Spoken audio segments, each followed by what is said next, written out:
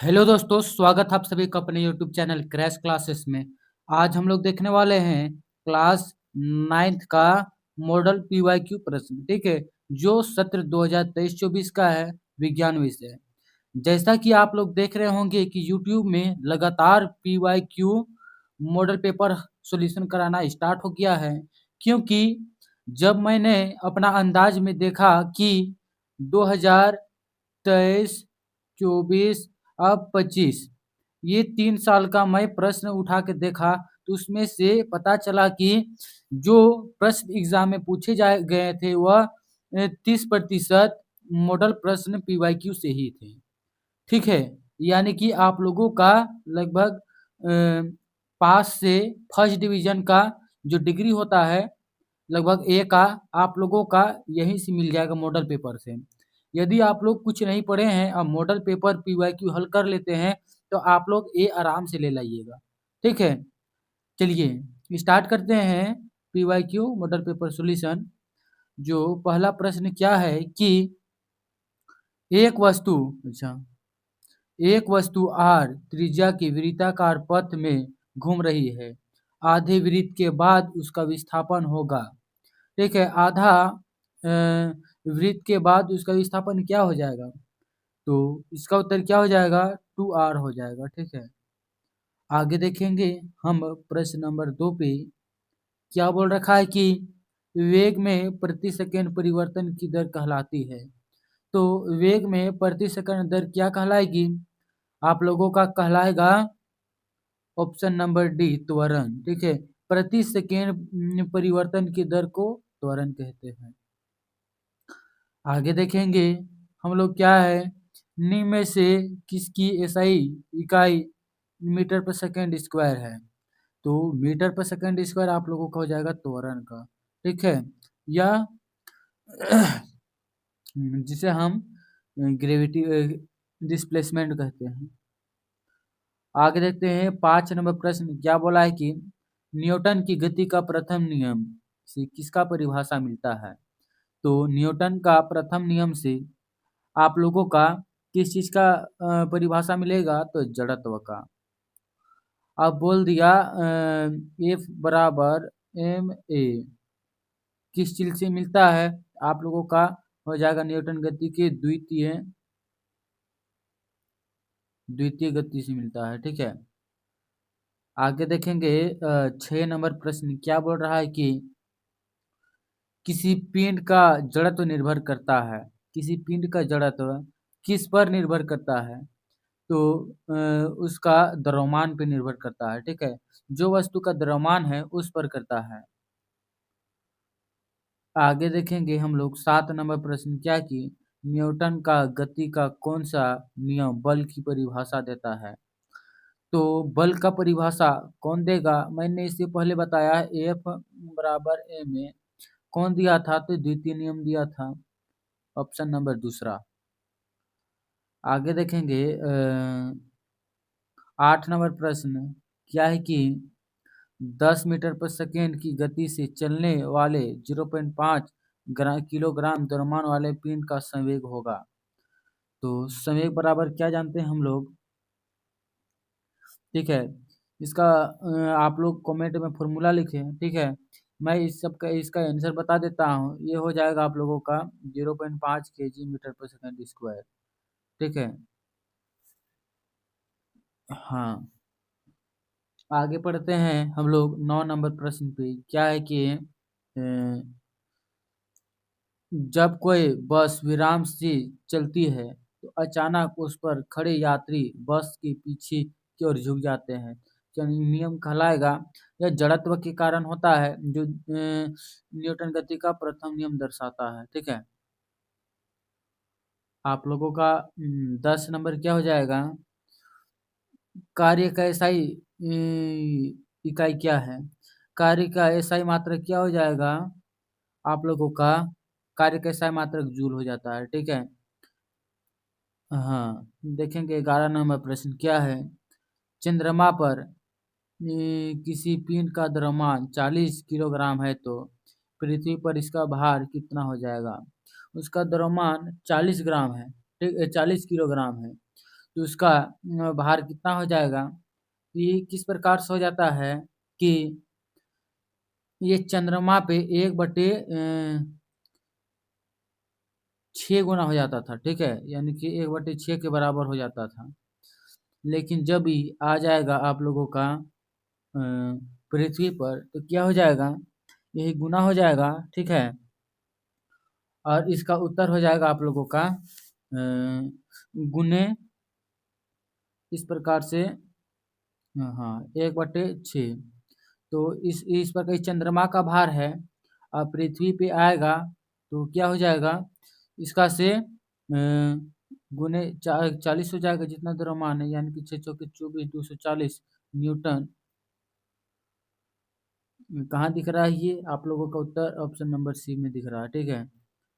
आगे देखेंगे हम 12 नंबर प्रश्न, क्या कि जब कोई पिंड कंपन करता है तो वह आसपास की हवा को संपीड़ित करता है और उच्च घनत्व क्षेत्र बनाता है, जिसे डैश के रूप में जाना जाता है। तो किस रूप में जाना जाता है? तो आप लोगों को क्या हो जाएगा? संपीड़न के रूप में जाना जाता है, ठीक है? आगे देखेंगे 13 नंबर प्रश्न, क्या बोल रखा है कि वह घटना जहाँ उत्पन्न ध्वनि परिवर्तन के कारण पुनः सुनाई देती है, वह क्या कहलाती है? तो वह क्या कहलाएगी? 13 नंबर प्रश्न। तो आप लोगों का हो जाएगा इसका उत्तर गूंज। 14 नंबर प्रश्न देखते हैं कि निम्नलिखित में किस पदार्थ में कणों के बीच आकर्षण बल कम होता है, सबसे कम होता है? तो सबसे कम किसमें कम हो जाएगा? तो जिसमें जिसका वजन कम होगा, तो इसमें सबसे वजन कम किस चीज़ का है? चीनी, सुई, और जिसका घनत्व कम होगा, सुई, दूध और कार्बन डाइऑक्साइड। तो इसका उत्तर क्या हो जाएगा? मेरा हिसाब से इसका उत्तर हो जाएगा आप लोगों का सुई, ठीक है, जिसका घनत्व कम है। लेकिन किताब में दिया हुआ है आंसर कार्बन डाइऑक्साइड। आप लोग जिसमें मन करे उसमें मार सकते हैं, ठीक है? और आप लोगों को पता होगा तो आप लोग कमेंट सेक्शन में बोले। आगे देखेंगे हम लोग 15 नंबर प्रश्न, क्या है कि किस तापमान पर पानी ठोस और तरल दोनों अवस्था में पाया जाता है?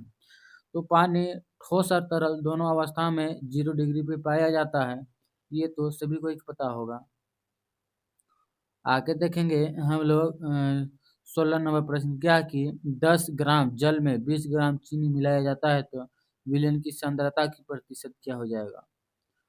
तो क्या हो जाएगा? इसका उत्तर देखिए, 16/2/3% हो जाएगा, यानी कि 48 48 पॉइंट कुछ 6 करके हो जाएगा, ठीक है, प्रतिशत। आगे देखेंगे हम लोग क्या है, घनत्व का एसआई मात्रक क्या है? तो घनत्व का एसआई मात्रक क्या हो जाएगा आप लोगों के लिए? इसका उत्तर हो जाएगा केजी मीटर घन मीटर। आगे देखेंगे हम लोग 18 नंबर प्रश्न, क्या है कि दिए गए कौन गुणधर्म निलंबन का है? तो निलंबन का उदाहरण कौन सा है? तो आप लोगों के लिए क्या उत्तर हो जाएगा? निलंबन के लिए यह एक विषमांगी मिश्रण है।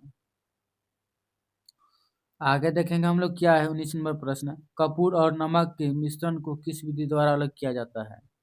कपूर और नमक के मिश्रण को किस विधि द्वारा अलग किया जाएगा? तो इसका उत्तर क्या हो जाएगा? ऊर्ध्वपातन द्वारा, ठीक है।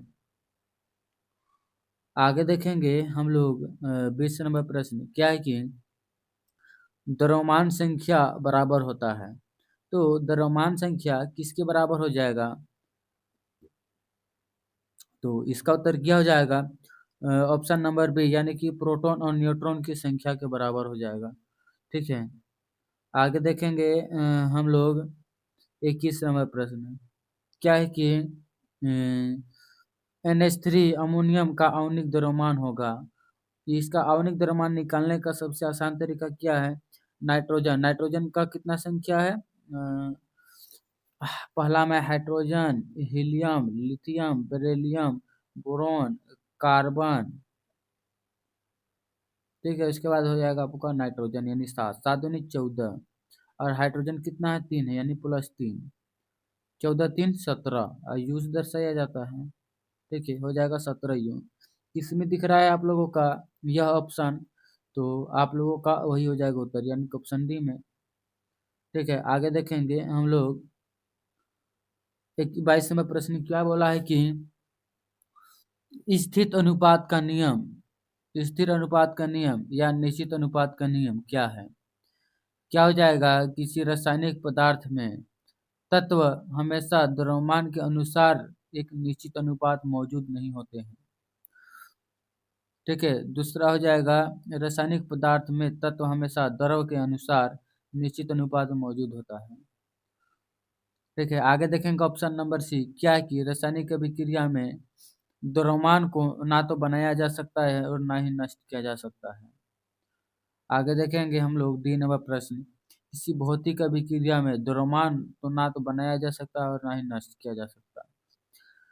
तो 22 का उत्तर क्या हो जाएगा आप लोगों का? Option number B. ठीक है, यानी कि रासायनिक पदार्थ में तत्व हमेशा द्रव्यमान के अनुसार निश्चित अनुपात में मौजूद होता है। ठीक है, आगे देखेंगे 23 नंबर प्रश्न, क्या है कि निम्नलिखित में से कौन 36 ग्राम जल का सही प्रतिनिधित्व करता है? तो इसका उत्तर क्या हो जाएगा आप लोगों के लिए? ऑप्शन नंबर ए, 2 मोल जल। आगे देखेंगे हम लोग 24 नंबर प्रश्न, क्या है कि न्यूटन पर डैश आवेश रहता है? न्यूटन पर डैश आवेश रहता है, तो इसका उत्तर क्या हो जाएगा आप लोगों के लिए? 24 नंबर, इसका हो जाएगा आप लोगों के लिए और 0। 25 नंबर प्रश्न देखते हैं, क्या है कि अल्फा कण क्या है? अल्फा कण क्या हो जाएगा इसका उत्तर? तो इसका उत्तर हो जाएगा आप लोगों के लिए धनावेशी थीलियम परमाणु है। आगे देखेंगे हम लोग 26 नंबर प्रश्न, क्या है कि किसी तत्व के समस्थानिक के द्रव्यमान में अंतर डैश की भिन्न संख्या के कारण होता है? तो भिन्न संख्या के कारण किस प्रकार हो जाएगा आप लोगों के लिए? इसका हो जाएगा न्यूट्रॉन। ठीक है, आगे देखेंगे हम लोग, क्या है कोशिका भित्ति बनी होती है? कोशिका भित्ति किससे बनी होती है? तो सेल्यूलोज से बनी होती है। ठीक है, आगे देखेंगे हम लोग 28 नंबर प्रश्न, क्या है कि निम्नलिखित में से किस कोशिकांग को अपना डीएनए तथा राइबोसोम होता है? तो किसका होता है? इसका उत्तर हो जाएगा आप लोगों के लिए option number B, plastic, plastid. 29 नंबर प्रश्न देखते हैं, क्या कि किसी कोशिका में 16 क्रोमोसोम है, तो उस कोशिका में अर्धसूत्री विभाजन में फैले स्वरूप बने संतति कोशिका में कितने क्रोमोसोम होंगे? तो जितना संख्या उतना ही ना होगा, यानी कि 16। आगे देखेंगे हम लोग 30 नंबर प्रश्न, क्या है कि दिए गए चित्र का उत्तक है, किस उत्तक का है? दिया गया चित्र किस उत्तक का है? क्या जानेंगे हम लोग? जो पेरेनेकाइमा का है। ठीक है, आगे देखेंगे 31 नंबर प्रश्न, क्या बोल रखा है कि बादाम का छिलका किस उत्तक का बना होता है? बादाम का छिलका जो होता है आप लोगों के लिए स्क्लेरे काइमा से बना रहता है। ठीक है, बादाम का छिलका स्क्लेरेने काइमा। आगे देखते हैं हम लोग 32 नंबर प्रश्न, क्या है कि मांसपेशियों को अस्थियों से जोड़ने वाले संयोजी ऊतक को क्या कहते हैं? मांसपेशियों को अस्थियों से जोड़ने वाले जो ऊतक होता है उसे क्या कहते हैं? हम कहते हैं कंडरा। आगे देखेंगे हम लोग, क्या है जीवों के वर्गीकरण के लिए सर्वाधिक मूलभूत लक्षण क्या हो सकता है? तो इसका उत्तर क्या हो जाएगा आप लोगों के लिए? उनका कोशिकांग संरचना है। देखेंगे हम 34 नंबर प्रश्न, क्या कि नीलहरित शैवाल किस वर्ग में आते हैं? तो नीलहरित जो शैवाल होता है आप लोगों का मोनेरा के कैटेगरी में आ जाता है। आगे देखेंगे हम लोग क्या जंतु जगत का सबसे बड़ा संघ कौन सा है? जंतु जगत का सबसे बड़ा संघ आप लोगों के लिए क्या हो जाएगा? अर्थोपोडा। 36 नंबर प्रश्न देखते हैं, क्या बोल रखा है कि दिए गए रोग वायरस से होते हैं? तो कौन से रोग वायरस से होते हैं? तो हम लोग क्या जानते हैं, जो कोरोना होता है वह वायरस से होता है। ठीक है, इसका नाम ही पड़ा है कोरोना वायरस। आगे देखेंगे 37 नंबर प्रश्न, क्या है संक्रमण रोग के उदाहरण है? संक्रमण रोग के कौन से उदाहरण हैं? तो आप लोगों के लिए क्या हो जाएगा, क्षयरोग जो है संक्रमण रोग के उदाहरण है।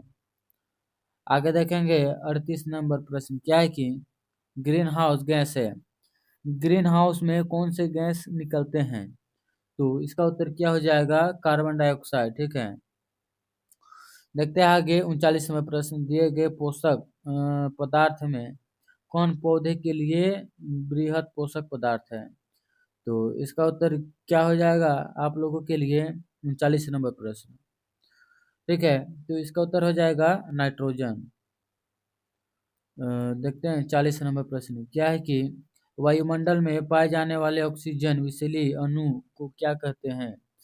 तो वायुमंडल में पाए जाने वाले विषैली जिनको क्या कहते हैं हम लोग, ओजोन कहते हैं। ठीक है, जो मनुष्य की स्किन पे पड़ने से स्किन रोग कर देता है, स्किन कैंसर।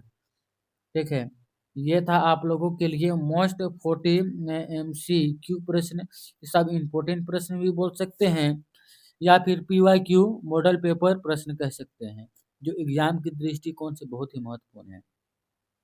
यदि आप लोग 5 साल का PYQ प्रश्न चाहते हैं तो आप लोग चैनल के प्लेलिस्ट में चल जाइए और उस पे आप लोगों के लिए PYQ मॉडल पेपर प्रश्न के नाम पे एक प्लेलिस्ट बना हुआ है, उसी पे आप लोगों को दिखेगा।